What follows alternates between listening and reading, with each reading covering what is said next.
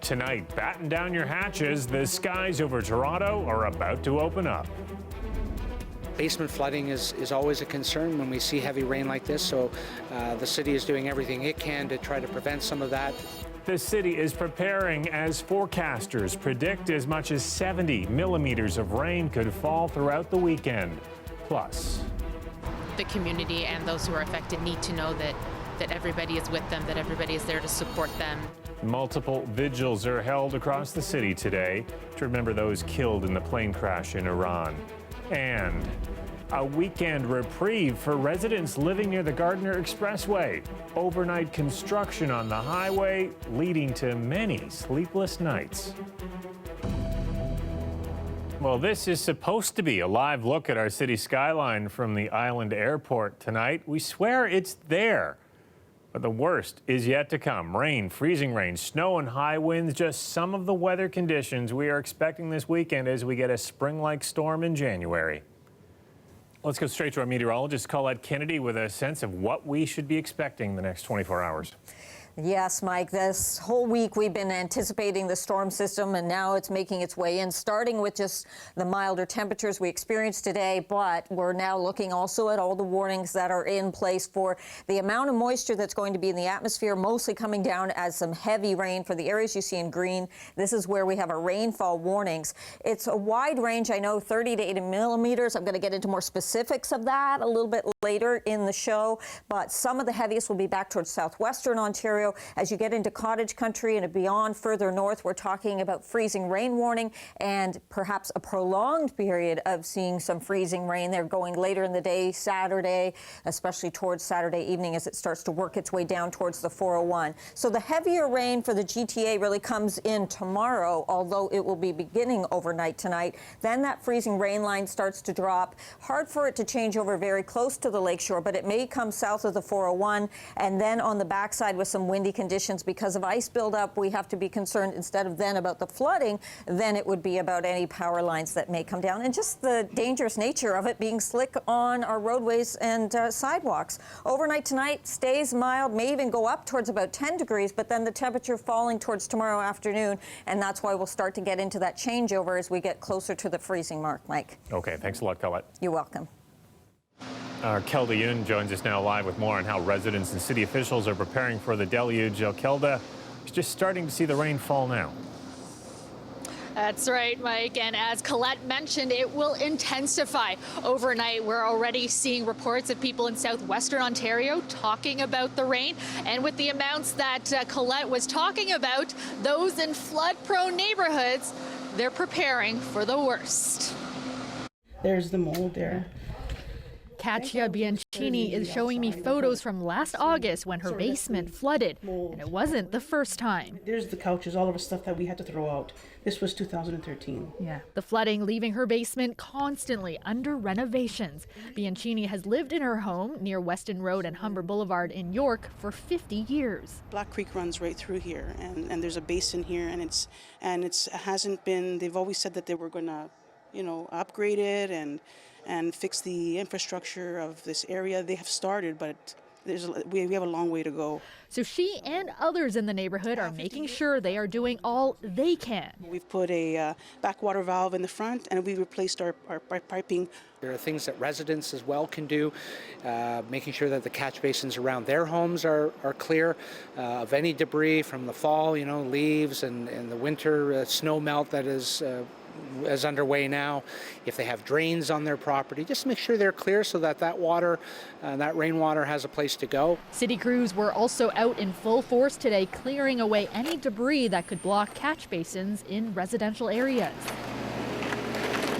If your basement has high water levels, call 311. Have a professional come in and deal with it. We don't want anybody to become electrocuted, for example. Obviously, that would not be good. The Toronto Region Conservation Authority warns this much rain in the wintertime can be particularly devastating. The reason why it takes less rain to flood in the winter is because the ground is frozen, there's fewer trees on the leaves, if any, to be able to intercept some of that rainfall, and the root systems aren't as thirsty. So when that water hits the ground, it funnels its way into our rivers and streams, causing water levels to rise. The good news is that it's not the kind of event that's sudden onset. We already have our team of flood duty officers and our network of real-time river and precipitation gauges out there measuring what's going on in our watersheds. For Bianchini, she just hopes it's not a repeat of this. It's a waiting game. We've been here all the way. Flooded basements, of course, not the only risk. The city is reminding people to keep themselves, their children, their pets away from riverbanks, which are expected to flow fast and high. Their suggestion, stay indoors tomorrow if you can. Mike? Okay, thank you, Kelda. And we have a brand new development in that deadly Ukrainian International Airlines crash in Iran. Just moments ago, Iran admitted that its military unintentionally shot down the airplane, killing everyone on board. Now, the statement came out on Iranian state TV, and it blamed human error for that shootdown. Until now, the country had been blaming mechanical faults on the plane.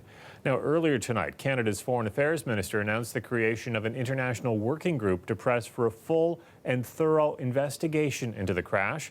He also said the confirmed number of Canadian victims is 57, not the previously reported 63. Now, many of those victims lived here in the GTA, and people here continue to mourn them. I think the community is currently in shock, but we're all coming together. We're all sort of trying to get each other through what has been a very, very hectic, unbelievably tragic 48 hours.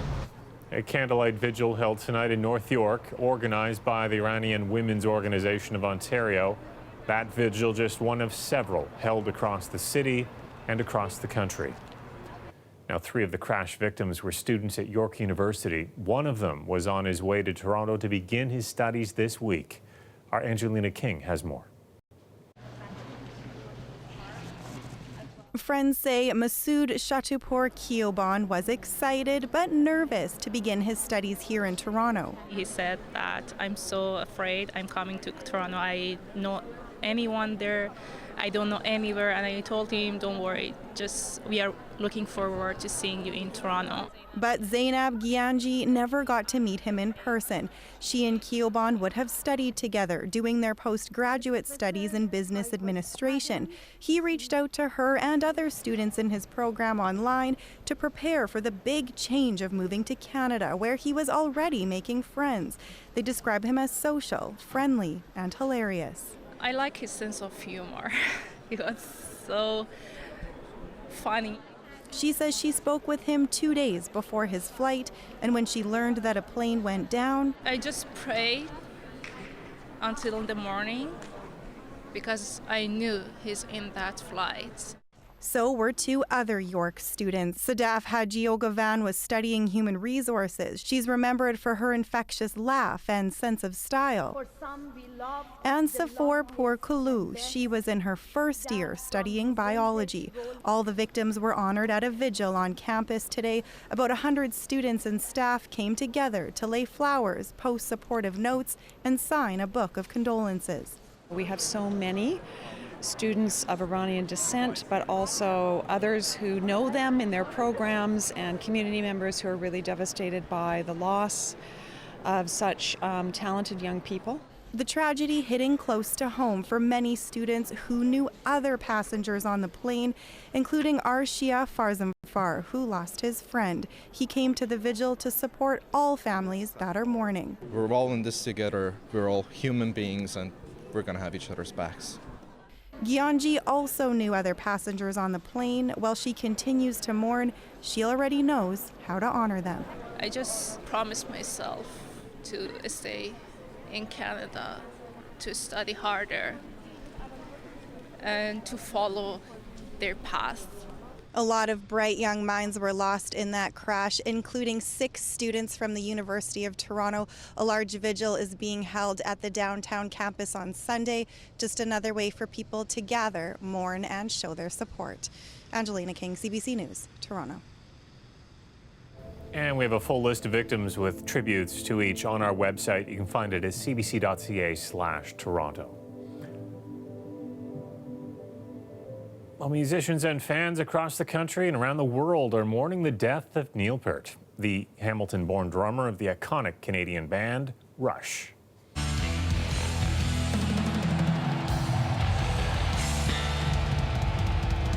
Peart was 67. He died earlier this week after a years-long battle with brain cancer. Now, Peart, along with bassist and singer Geddy Lee and guitarist Alex Lifeson, spent almost 5 decades at the top of the rock and roll game. Rush sold millions of albums and embarked on numerous sold-out stadium and arena tours. Peart was the main lyricist for the band. We went to a music store in Toronto tonight to see how people here are remembering him.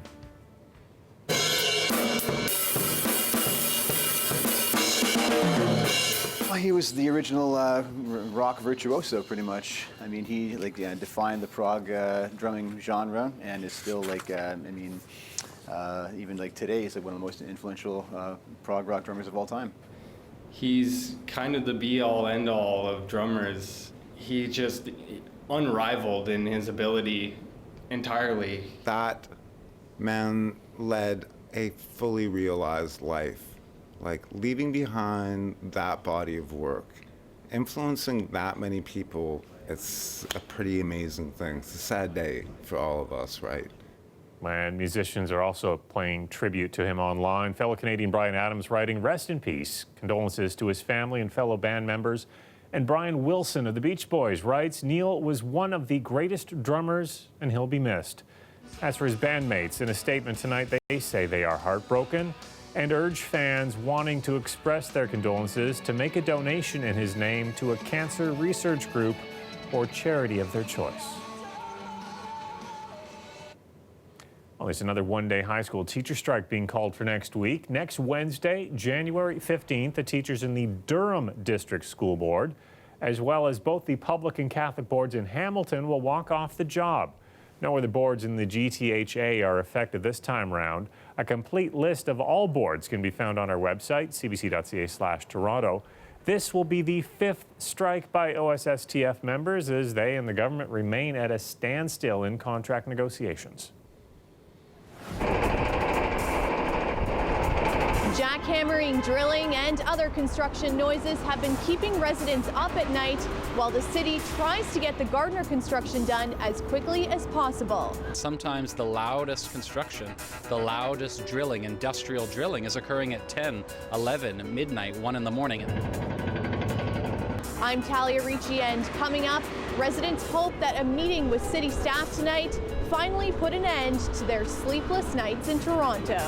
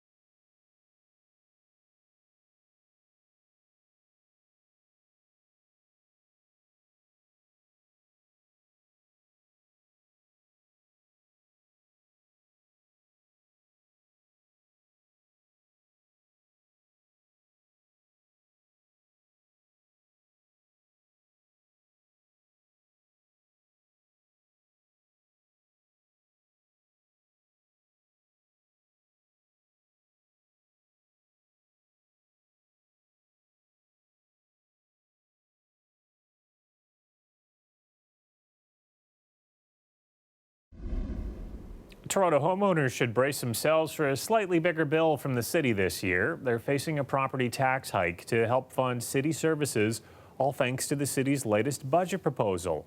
However, that draft proposal also has millions missing. City Hall reporter Lauren Pelly breaks down the numbers. Let's start with the good news. There are tens of millions of dollars in this budget that are earmarked for the services you and I use every day. Things like transit, housing, and road repairs. But the question is, how do you pay for that? Well, this budget also has a property tax hike. It's tied to the rate of inflation. And what that means for households is you could see around $60 more in terms of your property tax next year, along with a $45 increase for the mayor's previously announced hike for the city building fund. And that funds transit and housing specifically. In addition to some other little hikes, it comes to around $130 more for the average household. Of course, that depends on how big or how small your house or condo is in terms of what you'll be paying. Now, there is obviously some concern over this budget as well. There's a $77 million hole that exists. This is earmarked for federal funding that the government has not yet approved that would potentially support the refugees who are staying in Toronto's shelter system. This tactic did work in 2019. Council wanted a big chunk of funding and they wound up getting it. And the city's budget chief says that these partnerships with higher levels of government are crucial. This budget also emphasizes the important role that Toronto plays within the region and that we need other governments to work with us to fund that larger role across the GTA. It makes clear that we expect the federal government, as they did in 2019, to fund the cost of the influx of refugees and claimants through our shelter system. On the flip side, other councillors warn that the city should be building its own revenue tools, which could include hiking taxes beyond the rate of inflation. And these concerns come as the city is dealing with a massive backlog in state of good repair for things like roads and transit, in particular, the Gardiner Expressway. If you drive on a city street, you can count on the roads getting worse in future years. If you take public transit, you can count on the transit service getting worse. If you use public buildings, you can count on those buildings falling into a state of disrepair. This is not the kind of budget that you would put forward if you imagined a city of Toronto that would be a great place to live. Now, if you have any thoughts or concerns on this budget, you can get your say over the next few weeks as the city launches public consultations. And this is all before the final budget goes for council approval in February. Lauren Pelly, CBC News, Toronto. And there could be some relief coming for residents who live near the Gardiner. For the last few months, they have been complaining about overnight construction work keeping them awake. Now, Mayor Tory says that work is being paused this weekend, so they'll be able to get some rest. But at a meeting tonight to discuss how to cut down on that noise, residents say they're running out of patience. Talia Ricci has more. It's basically the worst kind of lullaby. I'm on the 7th floor and we can feel the vibration of the entire neighborhood is vibrating and shaking due to the craziness. Jackhammering, drilling, and other construction noises emanate from below at a time when much of the city is asleep. Sometimes the loudest construction, the loudest drilling, industrial drilling, is occurring at 10, 11, midnight, 1 in the morning. Sleep has been disrupted for the hundreds of residents living around the Gardiner construction. The issue is that we've got children that are having trouble sleeping. They've got to go to school the next day. And it's very hard to measure the economics of this as far as the loss of productivity. I know that some people have overslept and missed meetings. It's one thing to hear construction noise like this during the day, but residents who live around here say earplugs at night just aren't cutting it anymore. And the city says it's well aware of this issue. They've received more than 150 complaints since October, and Mayor John Tory says he's working towards solutions. People, more so than anything else, want this work to get done as quickly as possible, so there's a balancing act between the noise and getting it done quickly, and we've got to make sure we find the right balance.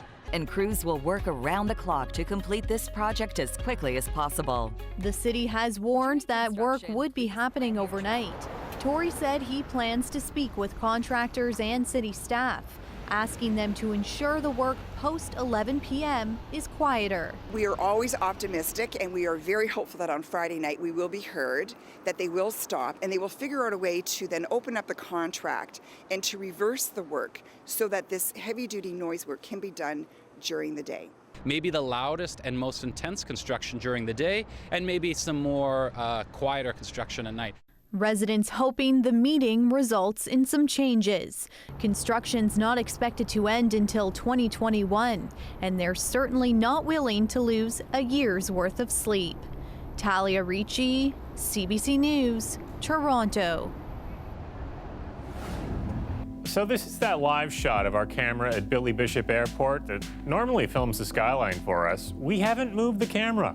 You just can't see any of the buildings downtown tonight because of the rain and fog. Colette will be back after the break with how tomorrow's rainfall could break a January record.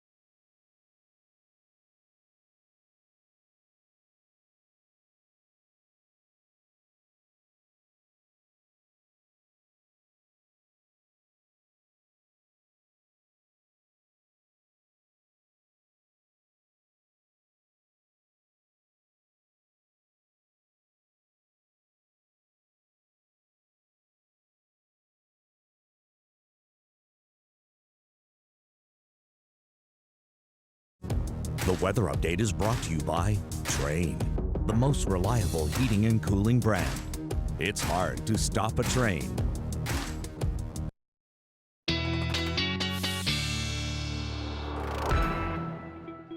Meteorologist Colette Kennedy is here with her extended forecast. We can't stress enough, this is a big storm tomorrow.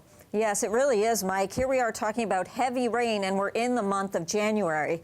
Sometimes it's kind of hard to put in perspective. We're used to having precipitation coming in the form of snow in the month of January. Our average entire month, we would get around 25 millimeters of rain through the whole month. That's taking a 30-year average, okay? Extreme daily rainfall, so the most rain on one day, nearly 60 millimeters. That happened back in 1946, so that tells you that daily rainfall has been holding a long time.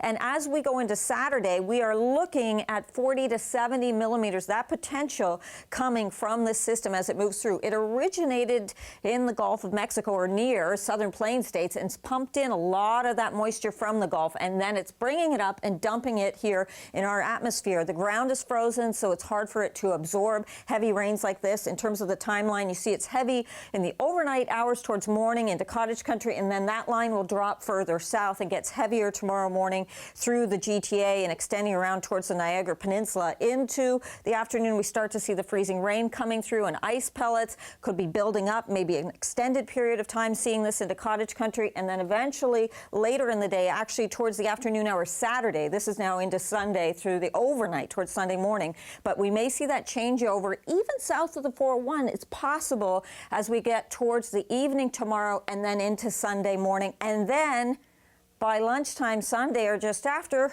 long gone, but winds left behind. Still some strong winds are going to be in there. So at times they'll be gusty. So we have flooding concerns from the rainfall because the ground's saturated. Also in some areas, snow will be melting, adding to this. And then when we get ice accretion and strong winds, we have to be concerned about things like tree limbs and just slips and falls. Quite frankly, there's a big safety issue here too. Some of the projections we're seeing models 40 millimeters, 60 millimeters, London over 70, Sarnia, that possibility, ice accretion, so the buildup, this is in millimeters now, maybe 10 to 20 millimeters in some areas. By the way, this won't be near the lakeshore. It'll be harder for that ice to build up towards the lakeshore or even change over towards freezing rain, but it may come south of the 401, as I say. Temperature mild in the morning, falling towards the afternoon and overnight. That's when we get into that freezing and icy period. Flurries on the backside and windy, and then 2 degrees Sunday. Probably see some sunshine as we get into Sunday afternoon. And I thought I'd just give you a look ahead to see that at least the beginning of next week, Mike, we can have a little bit of a breather. We need that breather after this busy weekend. Thanks a lot. Yes, we will. Thanks, You're welcome. Colette. There's one question, only one answer. Whoever gets it, you're playing for $10,000. That's it. Whoever guesses this wins the game. Here we go. Name Popeye's favorite food. Well, it's an unforgettable sudden death round on Family Feud. It's going viral online. Find out what this woman from Manitoba's answer was after the break.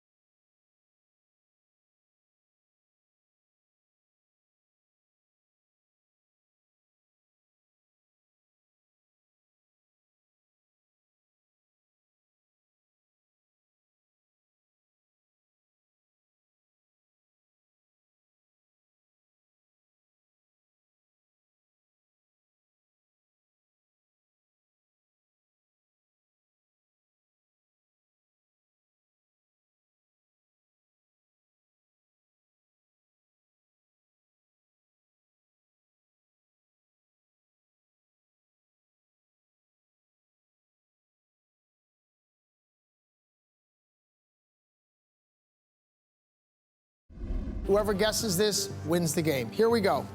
Name Popeye's favorite food. Chicken!